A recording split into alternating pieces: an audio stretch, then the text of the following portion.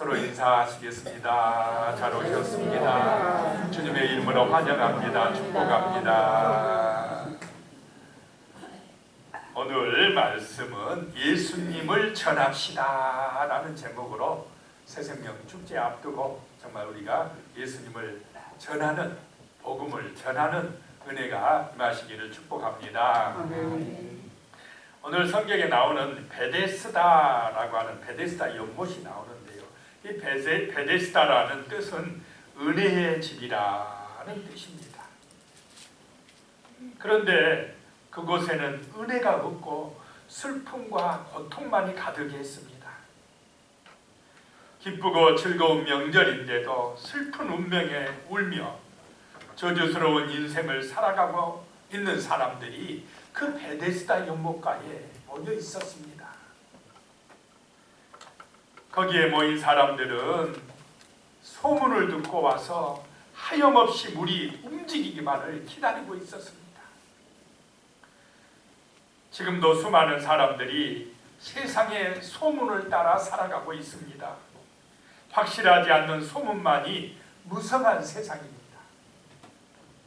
진리를 모르고 세상에서 사람들이 그 소문에 따라 방황하고 있다라고 하는 것입니다. 그런데 우리 예수님은, 진리가 되신 우리 주님은 우리에게 은혜 주시려고, 생명 주시려고 찾아오신 줄로 믿으시기 바랍니다. 그래서 우리 인생에 있어서 가장 큰 축복이 무엇이냐? 예수님과의 만남입니다.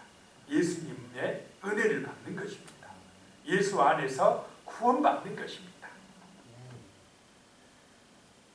자, 먼저 첫 번째 생각할 것이요, 어떤 사람들은 헛된 소문을 따라 살아간다라고 하는 것입니다. 2절 말씀이에요. 예루살렘에 있는 양문 곁에 히브리 말로 베데스다라 하는 못이 있는데 거기 행각 5이 있고 그랬습니다. 예루살렘 성이 둘러싸여 있는데 그 성문 하나가 양문이다 라고 하는 것입니다. 그 양문은 양들이 드나드는 문, 양들이 들어오는 문이었다는 것입니다. 그래서 하나님의 성전에서 제물로 바쳐질 그 짐승들이 들어오는 양문 곁에 히브리 말로 베데스다라고 하는 연못이 있었는데 그랬습니다. 그 연못가에 행각 5이 있고, 행각은 지붕 있고 기둥만 있는 그런 통로 역할을 하는 집이 행각입니다. 그 행각 5채가 지어져 있는데 3절에 보니까요, 그 안에 많은 병자, 맹인, 다리 저는 사람, 혈기 많은 사람들이 누워 물의 움직임을 기다리니 그랬습니다. 그 행각 안에 많은 병자들이 모여 있었다는 것입니다. 맹인, 다리 저는 사람, 혈기 많은 사람 등등 많은 그런 아픈 사람들이 누워 있었습니다. 거기에 모인 사람들 중에 성한 사람은 없었습니다.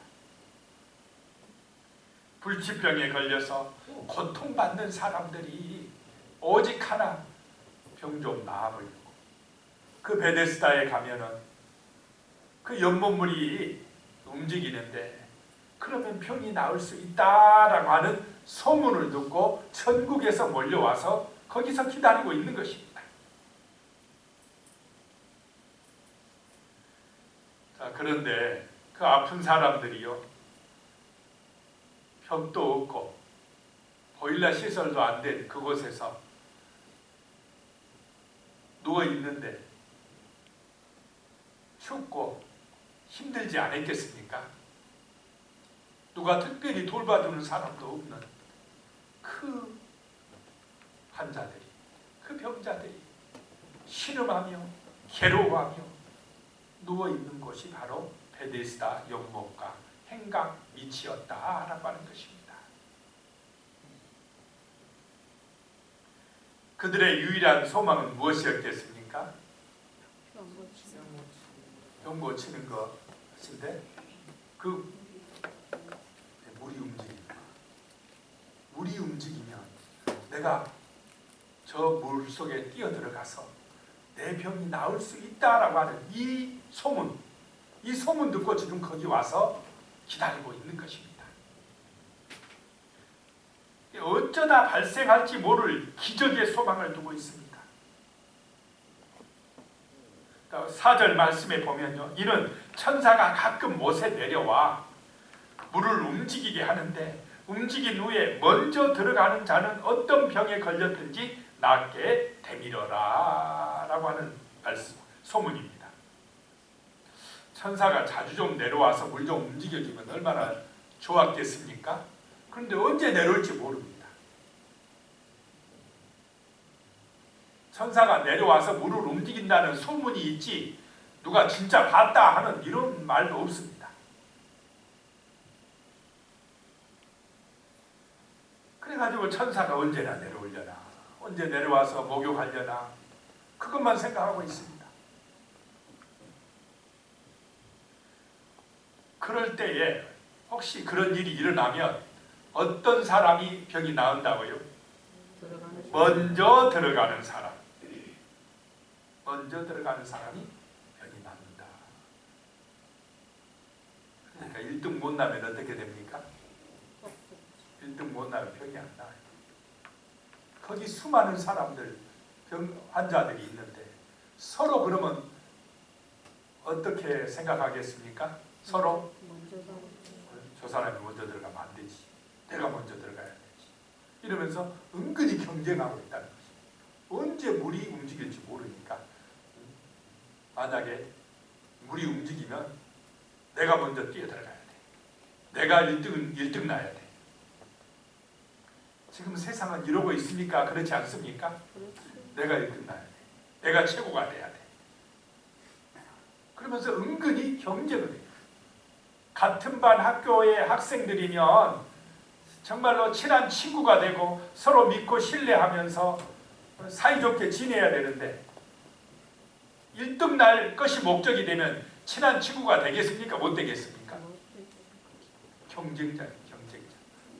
저 친구를 이겨야 돼, 내가. 이런 경쟁 심리만 막 부풀려 놨어. 1등이 최고야. 1등 나면 뭐든지 돼. 근데 그게 진짜입니까? 그게 가짜입니까? 가짜 뉴스. 1등만이 성공한 게 아닙니다.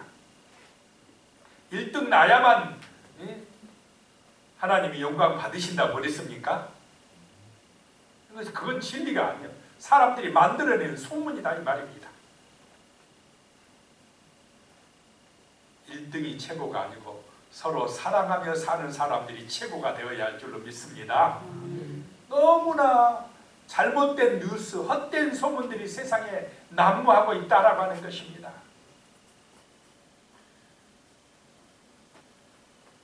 그런 소문에 따라 살아가는 사람들이 많습니다.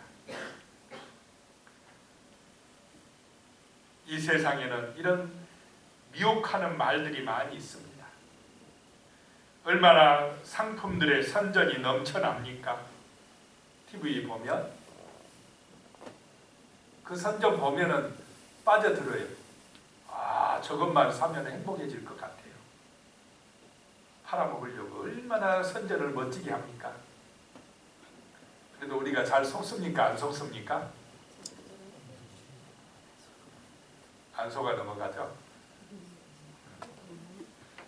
그거 다 믿고 샀다가는 가난해지게 됩니다.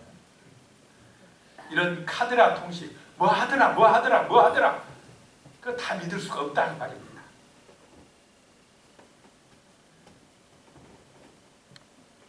헛된 소문에 말려들지 않는 은혜가 임하시기 바랍니다.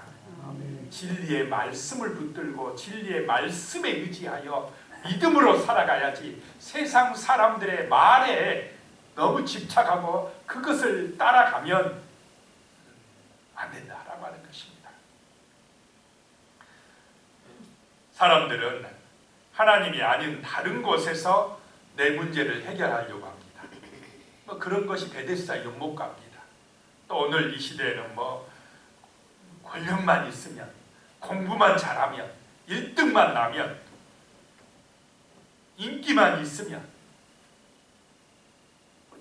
가지 베데스다 연못과 같은 우리를 유혹하고 시험하는, 우리를 끌어가는 그런 것들이 많이 있다라고 하는 것입니다.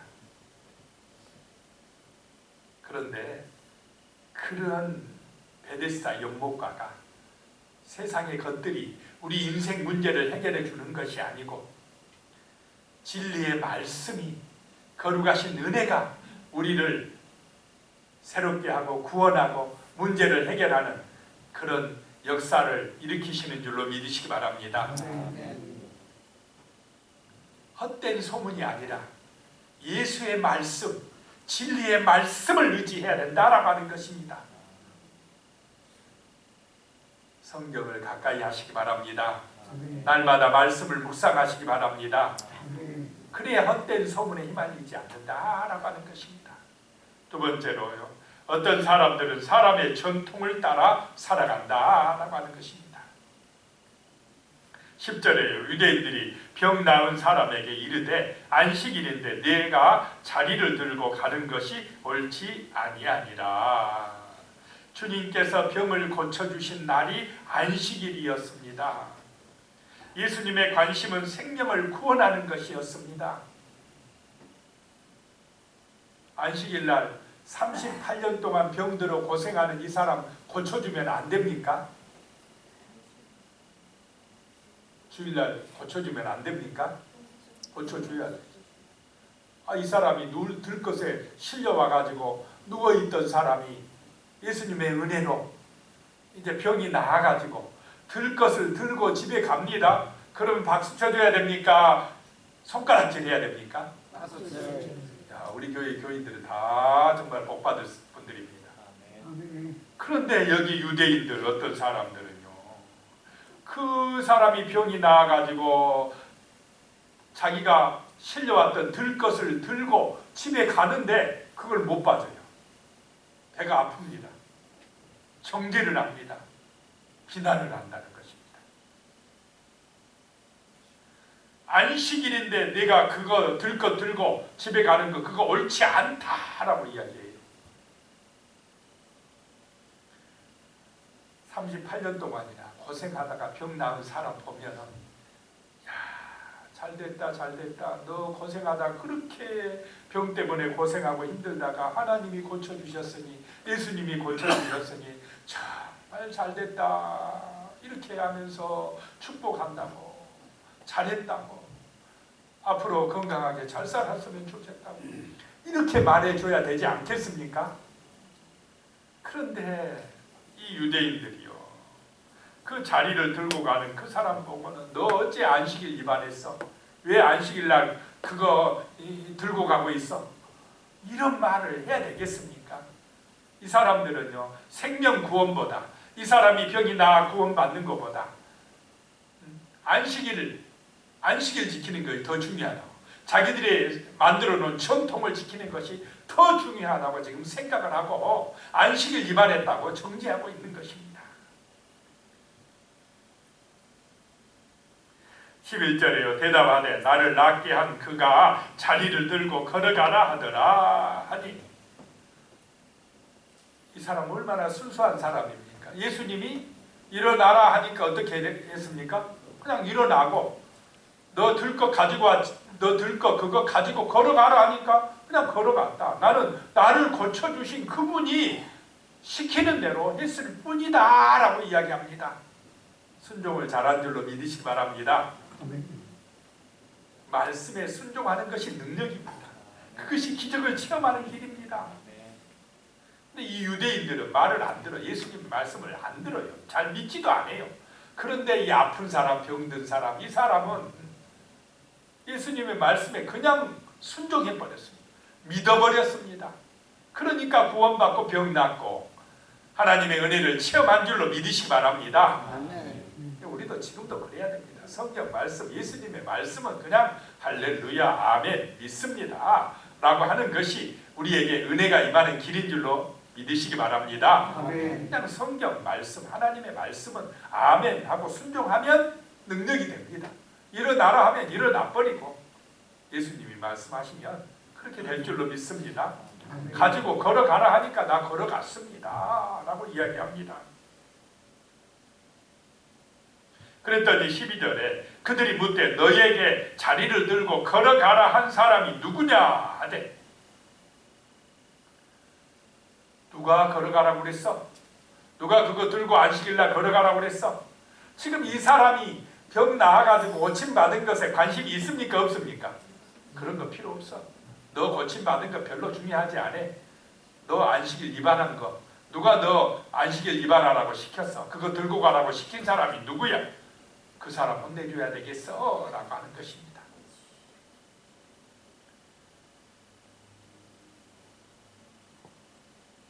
그들은 죽을 사람을 살린 이 하나님의 사랑보다 자기들이 만든 안식일 전통이 중요한 것입니다.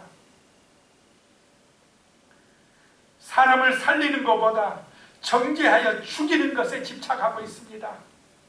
이것이 바로 서로 1등 날아가는 세상입니다.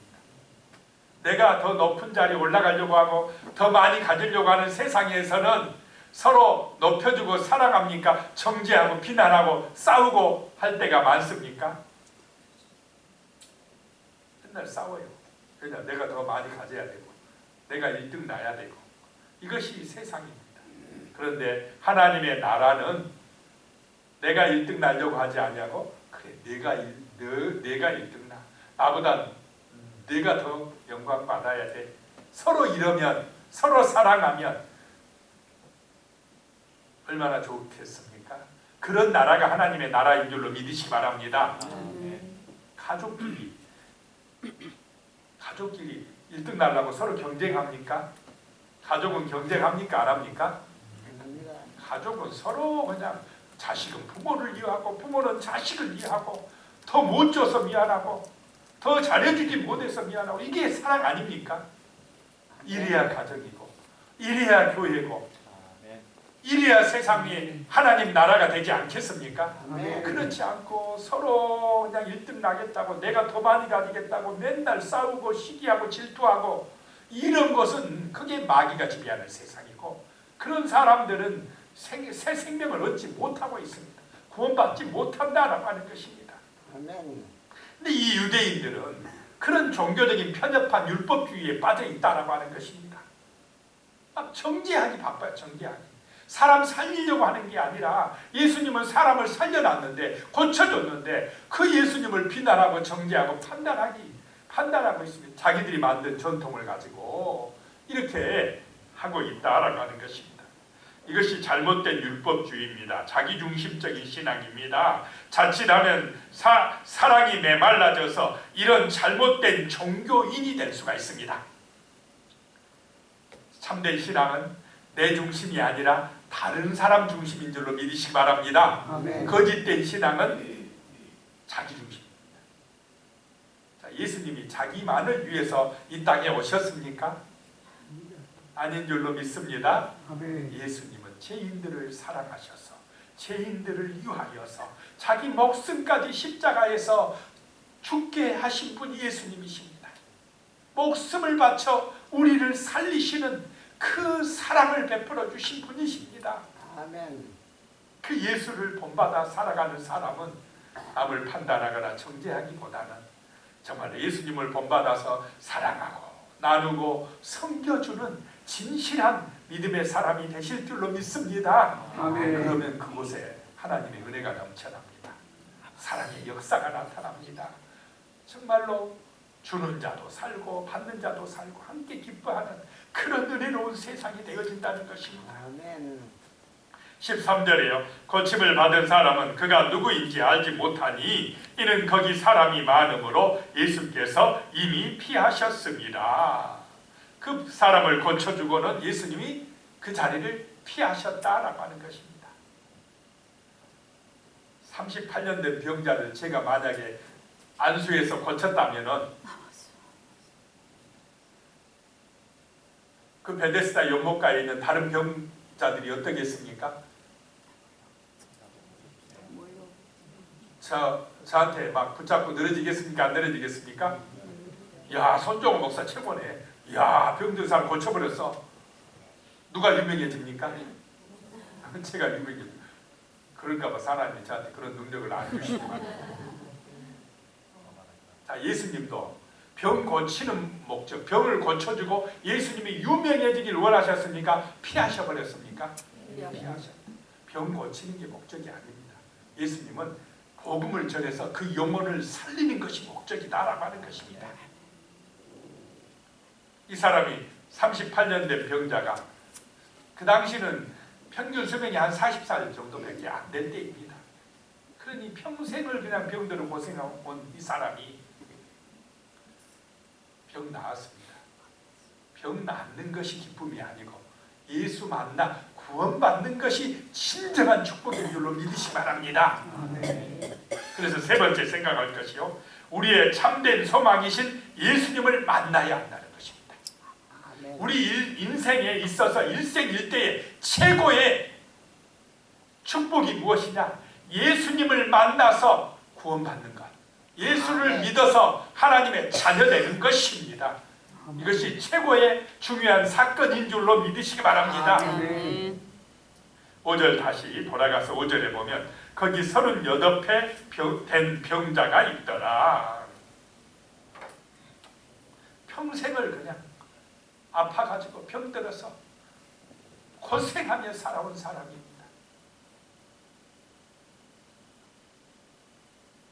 아까도 말씀드렸지만 소망은 딱 하나, 베데스다 연못물이 움직일 때 1등으로 들어가는 것이 소망이었습니다. 그런데 이 사람이 1등 날 확률이 있습니까? 절대로 없어요. 38년 동안 아파온 사람이 무슨 능력으로 물에 먼저 뛰어들어갑니까? 한마디로 말해서 이 사람은 고침받을 1등 날 가능성이 거의 없는 사람입니다. 소망이 없다라고 하는 것입니다. 절망입니다. 그렇게 살다가 죽어야 될 운명이었습니다. 그런데 그런 절망 가운데 있는 이 사람을 예수님이 찾아오신 것입니다. 중요한 것이 예수님이 찾아오셨다는 것입니다. 그리고는 6절에 예수께서 그 누운 것을 보시고 병이 벌써 오래된 줄 아시고 이르시되 내가 낫고자 하느냐. 자, 여러 사람이 있었을 텐데 아마 이 사람이 제일 많이 아팠는가 봅니다. 예수님이 38년 된 이 병자를 보시고 병이 오래된 줄 아시고 보시고 아시고 묻습니다. 내가 낫고자 하느냐? 그럼 뭐라고 대답해야 됩니까? 예, 낫고 싶습니다. 고쳐주십시오. 이런 사람은 믿음 있는 사람입니다. 그런데 이 사람은 지금 예수님이 누군지도 몰라요. 예수님이 하나님이신지도 모릅니다. 어떤 이상한 사람이 와서 내가 낫고자 하느냐 그런다고 이제 생각을 하고 있습니다. 7절에 보니까 병자가 대답하되 주여 물이 움직일 때 나를 못에 넣어주는 사람이 없어 내가 가는 동안에 다른 사람이 먼저 내려가나이다.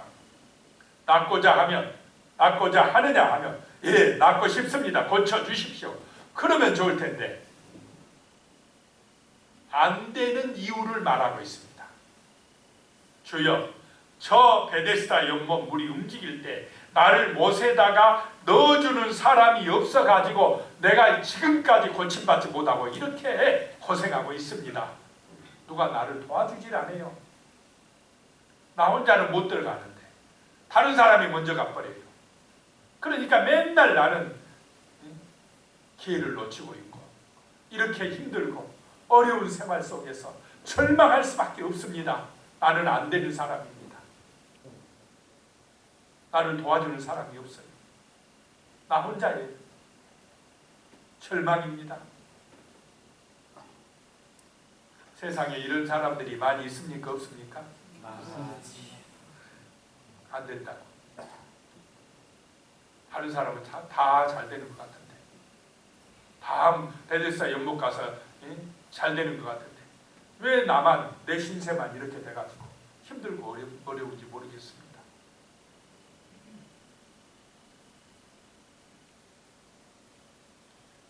세상은요 1등만이 인정을 받습니다.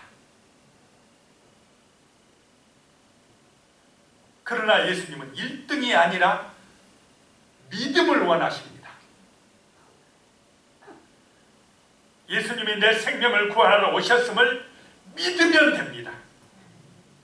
우리가 할 일은 1등을 만드는 것이 아닙니다. 예수를 만나게 하는 것입니다. 예수를 만나기만 하면 절망에 놓여 있던 38년 된 병자 같은 이 사람이 소망을 갖게 되고 새 생명을 얻게 되고 구원을 받게 되는 줄로 믿으시기 바랍니다. 아멘. 천국의 백성이 되어진다는 것입니다.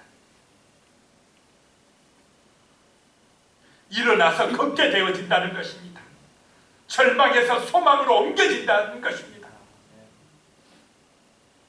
예수를 만나야 됩니다. 그래야 행복합니다. 그래야 형통합니다. 만족하며 감사하며 기뻐하며 살아가게 됩니다. 예수를 만나야 인생이 풀리기 시작합니다.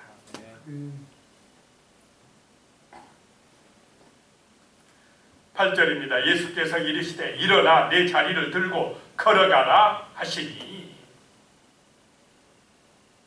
안 된다고. 다른 사람이 먼저 들어가 버린다고. 그래서 나는 절망이라고 하는 그 사람에게 일어나라.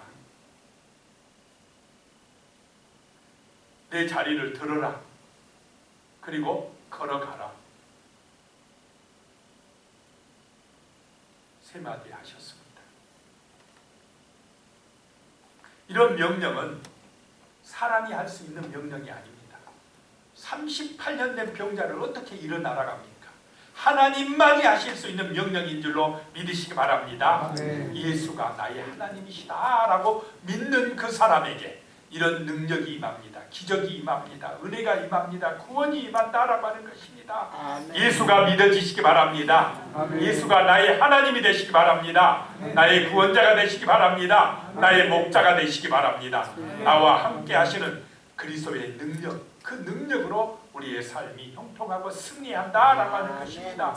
절망에 있는 사람이 소망을 갖게 되어진다는 것입니다.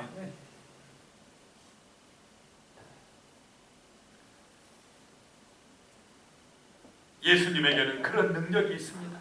병을 치료하는 능력이 있습니다. 죽음을 이기고 승리하신 분이 예수님이십니다. 예수님에게는 어떤 것도 문제가 될 것이 없습니다. 예수님